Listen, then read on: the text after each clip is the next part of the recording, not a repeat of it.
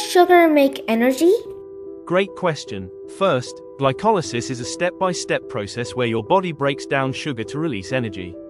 Second, today you will see how one glucose molecule transforms into smaller pieces that power your cells. Third, stay with me because this journey explains how life keeps moving even when oxygen is low.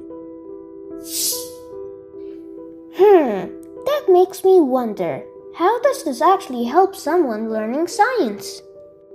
Great question. That curiosity is exactly how real scientists think. Number 1, glycolysis teaches you how cells make quick energy when they need it fast.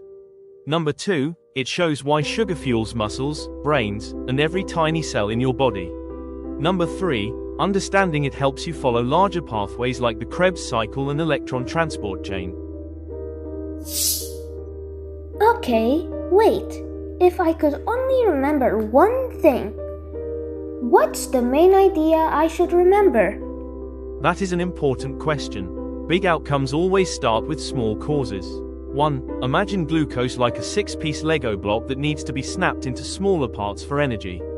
2. The core truth is that glycolysis turns one glucose into 2 pyruvate molecules while releasing ATP. 3. Remember this by thinking, split the sugar, spark the energy. Alright, this part always helps me. Can you show me how this works step by step? I love this part too.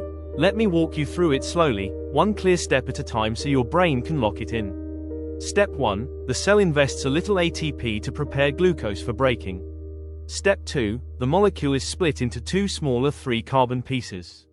Step 3, each piece releases energy and forms ATP and pyruvate as it finishes the pathway.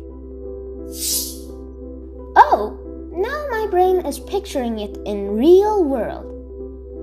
Where do I actually see this in real life or medicine?